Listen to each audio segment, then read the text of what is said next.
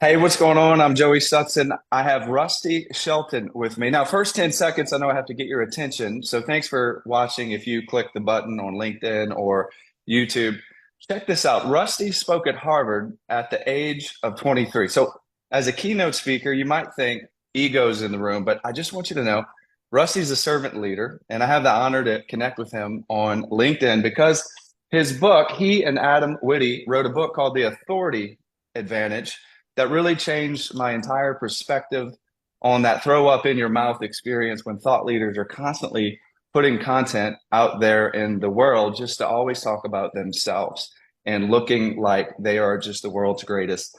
Want to really briefly read your background, if that's okay, Rusty. I know you wanted me to be brief, but you have spoken to Young Presidents Organization. You've spoken and interacted with Forbes. You're the chief marketing and overseeing marketing strategy at Forbes Books. You're partnering and founding an organization that is blazing the trail with Forbes Books. So, I want to ask you, Rusty, with all that success, do you have any funny stories, maybe about your golfing experience, anything that makes people laugh? Well, I was looking at the commenting on the golf course behind you there, and yeah, I'll take you back to maybe my most embarrassing experience on the golf course. So I played on the high school golf team at Anderson High School here in Austin, Texas, and my junior year, I've been playing pretty well. I was starting to feel like, you know what, I may have a future here in golf, and was playing in a golf tournament, and it was one of those days, Joey, where just like everything that could go wrong went wrong, bad bounces, et cetera, et cetera. And I'm on the 16th hole. I'm way over par and kidding my group right after I hit a shot that should have ended up pretty good, got a bad bounce, went in the water. Kid was like, man, Rusty, this kind of day you get a hole in one. And, I sort of brushed it off. Well, anyway, I get up on the tee on 17 and damn, I got a hole in one right there, first shot. And it's pretty amazing. At that moment, I was excited. Afterwards, I just wanted to crawl under a rock. So it was one of those high school tournaments where they put the scorecards up real big, and right next to my name, they wrote hole in one and just like made it really flashy. Well, right next to that, I shot a 99. So the only reason I actually broke 100 was I got one of my two hole in ones that day. So I still get a hard time about that from some of my high school buddies, but plenty of embarrassing moments on the golf course through the years, but that was near the top. I love that. It's so awesome to be able to not take yourself so seriously, but really take your relationships, your business seriously. That's awesome. I love that. I actually have a quick story about golf too. My father-in-law, first time golfing, took me, and I never really played golf. So anybody out there that's listening, okay, I'm tuning out. I never played golf or maybe sports. This is just funny. Took lessons and I always played other sports and never really played golf. So when I got a driver after my lessons, it was a very expensive driver. My father-in-law let me use. So I was trying to impress him. And when you're young and you want to look great in front of people, like many people do today, they always want to look great, and but you don't have that genuine connection or really know what you're doing. I tried to impress him. So I hit the ball. I didn't even listen to the pro talk about technique and flow. And the club face went further than the ball. And to make matters worse, they rented another club and I did it twice in a row. Rusty, everybody needs a mulligan in life. And I just really love that story. Thank you for sharing. So, Joey, did you actually break two clubs in a row? Is that what you're saying? Like the club head went further out? Yes, yeah, Surprising. Rusty, I did twice in a row and I was really embarrassed. And honestly, humility has always been a value of mine because let's just be honest, in life, and especially when you're writing books and you're speaking to people, you have to be genuine today and not try to look perfect all the No time. So doubt. love it, love it. Hey, want to get to your book. You and Adam Whitty, I mean, really, this book really changed my perspective, and I'll tell you why. Today, so many people, even on LinkedIn, I watch and I study great leaders. I've been influenced by reading many great books, but I've always taken the back seat when it came to maybe my gifts, maybe speaking or promoting my brand, because I didn't want to come across looking like I was an ego maniac. And so I tended to sit in the back and I never really spoke up. And honestly, today we're so focused on all this platform influence, and I never really could express why servant leadership is actually an authority, and why more than ever we need to take um, ego and put it out of the way, as you speak about, and really talk about the importance of being genuine and also not always focusing on your own content. So I know you wrote the book for servant leaders. Do you want to share a little bit about why you and Adam wrote the book? Absolutely. Yeah, Joey, I think, you hit it on the head right there. As Adam and I were, we're kind of looking at the sort of leaders that we respect. Servant leaders focused on impact, focused on over delivering for their team, for their clients, for their partners. When we would talk about the importance of getting visible and accelerating trust for their business, what we found consistently was many of those servant leaders, you know, they've been conditioned, just like Adam and I were for many years, that if you're going to be a servant leader, you're going to be entirely behind the scenes. You're going to have your head down. You're going to be over delivering for your team, your clients, and your partners. And by the way, those are table stakes for good leadership. Of course, you've got to over deliver for your team members, for your clients. But in today's landscape, if that's all you're doing, if you're taking kind of that significant backseat to the corporate brand, you are really limiting your impact for your organization. And here's why. We're in an environment today. Gallup did a big study in 2022 that said trust in institutions, trust in businesses, trust in nonprofits is at an all-time low. And so if you have a message to get out and you are trying to communicate that message through your corporate brand, through your institutional brand, you've got an audience that's more skeptical than they've ever been, right? They don't want to hear from the business or the entity because they don't trust it the way that they used to. And so where we are today is we, as the public, increasingly, we're wanting to push the media out of the way. We're wanting to push companies and institutions out of the way. And we want to learn from leaders that we see as authentic, as mission driven, and most importantly, as trustworthy. And so I think the big thing for us, Joey, what we were trying to do with this book more than anything, we kind of sum it up in the subtitle. So building thought leadership focused on impact, not ego. And here's the difference here. I think for a lot of leaders, when they hear us talk about thought leadership or personal branding, for many of them, their minds immediately go to people that are building, hey, look at me kind of brands or something that comes across as an ego stroke. And to your point, there's certainly plenty of people doing that. What Adam and I are advocating for is actually for leaders to come out from behind that corporate brand and not go out in front of or instead of the business. What we're advocating for is come out alongside it.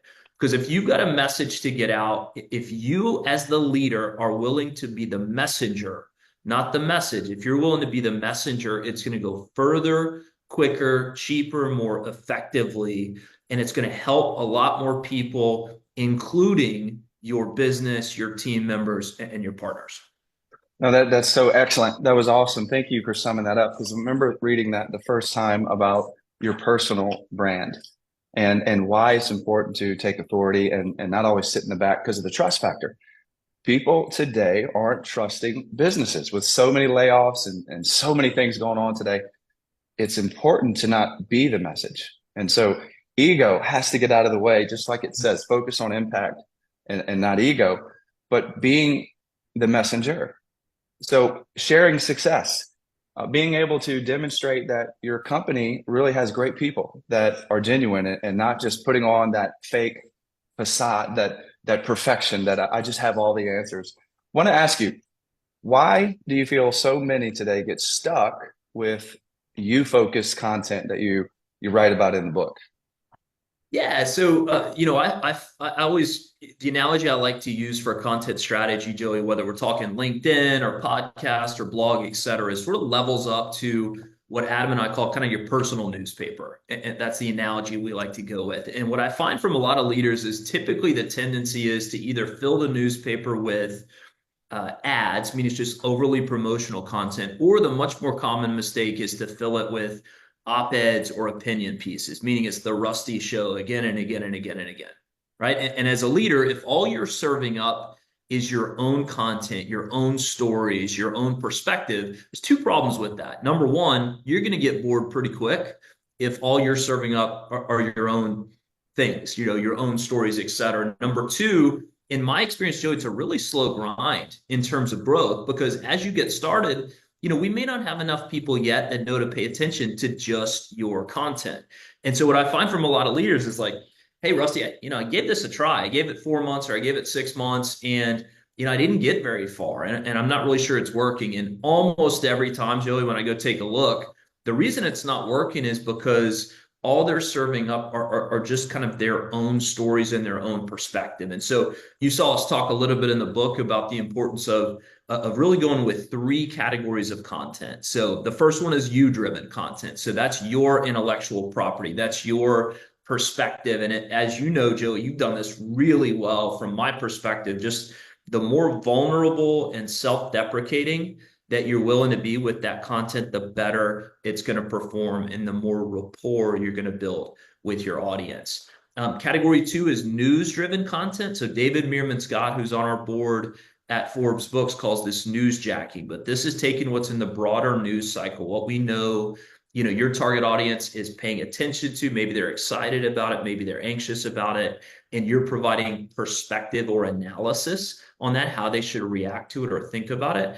And then third category is what we're doing right now, which is relationship driven content. And that is using your platform on LinkedIn or a podcast or a blog as a way to essentially curate content from other people and use it as a way to facilitate peer-to-peer interactions. One of the stories we tell in the book, Joey, one of our biggest clients is one of the fastest growing regional banks here in the state of Texas. And you walk in the door to the downtown branch for this bank, and it's all the stuff you would expect from a modern bank branch. The thing that stands out, you turn to the right, there's a podcast studio built into this bank branch. And the bank president hosts that podcast. And unlike every other bank in Austin, which is trying to do biz dev and relationship building the same old way, hey, can we grab drinks? Or I'd love to take you to play golf. Nothing wrong with that. It's just the most commoditized way that exists to try to generate an interaction. Well, what Keystone Bank does here in Austin is instead they use that podcast as a way to put a spotlight on their customers, on their investors, on leaders in Austin. And it facilitates a peer-to-peer interaction with that leader or that center of influence. But also along the way, it's giving value to their audience and it's empowering that person with something to share, with something to put out on their LinkedIn, et cetera. So, I think for leaders that are watching this, probably one of the key questions is what you hit on, which is, all right, if I'm going to get active, what should I talk about? And I think the best mix is to have kind of an even split among those three. Yeah, that's brilliant. A quick story, success story. I was moved and inspired when I'm in my inspiration zone. I write a lot about real life inspiration for leaders, and because so much influence, elitism, and it causes boredom and burnout, and people are constantly going through this cycle that I've experienced. And when I read your book and I read about news driven content and others, that's what I love to do. That's my inspiration. I love sharing success of other people. I love bringing out the brilliance of others. So if I'm facilitating or speaking, I always enjoy connecting with the audience because they smell if you believe in them. If you need something from the audience, they can tell. And that changed my life. And it made me step out and write about my book and create that newsletter, Real Life, on LinkedIn. And it's been growing. My LinkedIn platform has grown to 12,000 followers. It has the subscriber base, the people who are subscribing. I get more excited when I read the roles and the backgrounds of the people who are following my messages, not my message, because they're the message. Right. And you taught me to do that. And honestly, President Zelensky is in my book, The News Driven Content, because he inspired me. Because he wasn't just there to get a ride. He could have left. The U.S. even offered to give him a ride when that war broke out with Russia, when they invaded Ukraine. And Zelensky said, I need bullets, not a ride. And the inspiration factor, he wasn't looking for influence. And honestly, writing about so many inspirational leaders like that has changed my life. So I want to thank you. That content has really helped my life, but it's also helped me achieve some goals along the way and have a little fun. Well, dude, you ran with this so effectively, and I just want to give you some props on how great a job you've done. And I think just the number of people that I see, the engagement around those newsletters, you're making people think. And I love that piece you wrote on President Zelensky. I actually think he's a really good example of exactly what we're talking about here. If there was not a visible leader like President Zelensky who was communicating regularly, you think about the early days of that conflict, he was via social media and across many other channels, he was building trust and confidence among his population and among kind of the global partners for Ukraine early on by being visible, by being authentic. And, that is the stakes are infinitely higher there than they are for most of the leaders that we're talking to, but the same principles apply. He was accelerating trust that they could get through it and that this was a partner that you could count on. Yeah, I love that concept. Thank you. No, it's inspiring, but authority. How do you define that authority advantage versus trust? And why does authority build trust and ultimately healthy influence? What do Sure. you So, think? so Adam and I define the authority advantage as positioning yourself, the systematic process of positioning yourself as a thought leader with something to teach rather than an operator with something to sell. And Mm, this is one of the things I'd love to encourage people that are watching this to spend a little time on. We call it an online brand audit, but put yourself in the shoes of somebody that's been referred to you. And when they go Google your name, number one, can you be found? And if so, when somebody lands on that LinkedIn profile or they land on your website, I think, Joey, the big no question doubt. to ask is, again, are you positioned as just kind of one of many? So let's take a financial advisor, for example. If I were to go Google the names of five financial advisors, four of them probably have the same old bio, right? I've got a suit and tie picture. I've got all the education I would expect within an Edward Jones website or a Morgan Stanley website. By the way, nothing wrong with it. It's not like there's anything negative about that. It's just the most commoditized image that could possibly exist for a financial advisor. If I Google the name of an attorney, I'm going to get to a bio page. I'm probably going to have some old leather-bound books or a bookshelf behind them. Again, nothing negative. It's just you look like everybody else. It's hard to differentiate. Patty Brennan was an example that we used in the book, Joey. If you Google Patty's name and you land on her website, unlike every other financial advisory firm out there that's got, the stock photo of the retired couple that's walking their grandkids down the beach or the headshot, you open up Patty's website and you've got a quick video of her up on stage at the Forbes Summit. And as she's speaking, you've got that Forbes logo behind her. Well, if I've gotten referred to five financial advisors, four of them have the bio page I mentioned. Well, I'm in the position of power there. I'm interviewing them. When I Google Patty's name and I land on that website and I see, she's a Barron's top 100 advisor, I see she's spoken on that Forbes stage. Well, I'm just feeling lucky to get in the room with her. And you need me to wait 5 weeks for an appointment? No problem. In other words, trust has been built before she gets in the room. And I'm going into that meeting ready to learn from her because she has accelerated trust and created an authority advantage with the way that she's positioned online. Whereas these other four, again, Mm. it's nothing negative. It's just I'm not building the same kind of trust with them as she did with me. So that is intellectual property. And honestly, anyone listening, when you apply that, imagine your clients knowing your authority before you even have an interaction. That is what really helped me specifically. I tended to shy back and not want to have authority, thinking that was humility.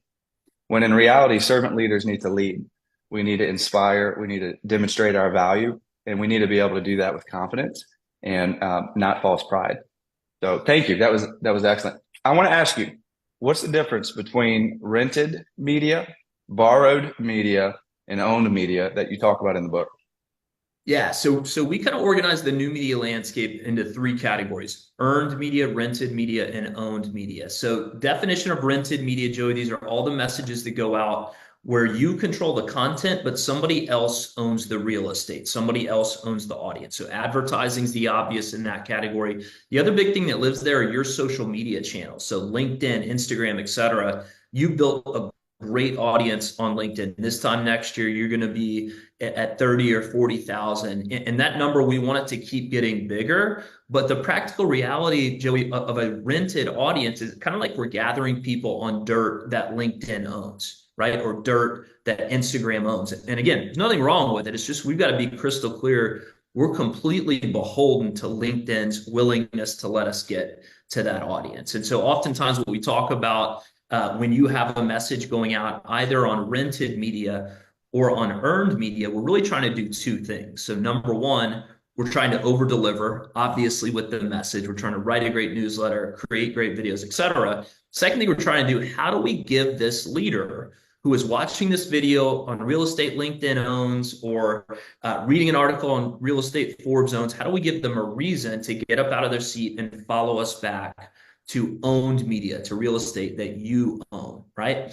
Earned media, the definition there, these are all the messages that go out on real estate somebody else owns where the impression is you've earned it. PR, speaking engagements, referrals, online reviews, your book, all of that stuff is earned media. As we all know, nothing does more for your authority, for your credibility than earned media, right? It just hits people differently when it's a referral or when they're reading about it in their local newspapers. A really, really powerful way to build authority. That last category, owned media, all of the assets where you fully own the connection to your audience. This is your website, this is your blog, and most importantly, this is your email list. Joey, as 2010 as an email list sounds to some of the leaders watching this, it is still Mhm. the single It most is. important point of leverage that exists. So Absolutely. that's a number I always encourage people to really pay attention to. That's brilliant. Now, the rented piece has really helped me level up, but you're helping me level up even higher, getting into that rented stage. Everyone wants the public image, but I'm enjoying the inspiration of really bringing out authority and sharing success and really meeting quality people. Great conversation. I want to ask you, how did you meet Adam Whitty and why do you co-author books? Because let me just briefly read through your success. The authority advantage has taken off, obviously. It's impacted, I don't know how many people already, and that is just a record number, whatever that is. Authority marketing, how to leverage 7 pillars of thought leadership to make competition irrelevant. I'm going to read that. That's on my list this week. I'm going to read it. And I hope to have you again and have a conversation about that book. And then mastering the new media landscape. So, why do you co-author and how did you meet Adam? Yeah, I like to co-author just because I think it brings extra value for the reader just to have two different perspectives on a topic. And Adam and I each bring, just kind of a unique amount of experience to the table. I met Adam, actually, Adam back in 2016, his company, Advantage Media Group, acquired my first agency, Shelton Interactive. And so that was the first business I ever started, Joey, back in 2010 and grew it from 2010 to 2016. Advantage Media Group at the time was looking to really level up the marketing that they did in-house. And we were best in class nonfiction book marketing. We did 35 New York Times, Wall Street Journal bestsellers, some of the biggest books in the world. And so after a lot of sleepless nights, I said, you know what, I think we can go further by joining forces. And so it's the rare acquisition story, Joey, where you're better friends with the guy that bought your company 8 years later than you were at the start. And so he and I just had a great partnership, and I continue to work with him to grow not just the Advantage business, but the Forbes Books business as well. That's so excellent. I just love that. Yeah, I've been learning one thing before we leave. I wanted to just share that reaching out and following your principles in the book and making those authoritative, influential decisions is a commitment and it's persistence. And it didn't happen overnight, but you were diligent, you were consistent, you got your ego out of the way. It wasn't about the results. And it seems that you really enjoyed the process and the relationships. I call it the weak tie theory. I'm borrowing it from a fantastic man who actually coined the phrase, and I don't want to steal it as if it's my own. But the research behind it is your greatest opportunities and your greatest business moments are with your acquaintances that you don't know yet. And I always listened to you got to have an inner circle. And it's true. You need an inner circle of people that know you, that can speak into your life and have character and really grow long-term relationships. But since doing what you did with Adam and others, you've really been able to demonstrate ROI for your business, but also your life. And so, congratulations. Thank you so much for today's conversation. One last thing, what would you challenge anybody watching in to do with this conversation we just had? I think the biggest thing, Joey, is just to get started and take, for many leaders that are watching this that have been fighting it for years because they don't like social media, or they don't like branding, or they think it's just a big jump. The thing I would say to them is this is the same teaching that you're doing behind the scenes on a one-to-one or one-to-few basis with your team, with your clients. And what Joey and I are kind of encouraging you to do here today is to take what's happening right now, that where the impact is limited to just those people who are lucky to get in your physical space, and put it out at a bit more scale so you can reach people that need to hear that message, that might be half a world away or might be across the country. So I think the big thing, again, that Adam and I are trying to do in this book was not only to sort of try to engineer a bit of a mindset shift around impact with this, but also to provide kind of the playbook of how to do it. I love that. Hey, thanks so much, Rusty. Look forward to talking with you next time. Joey, thanks for having me, man. Bye.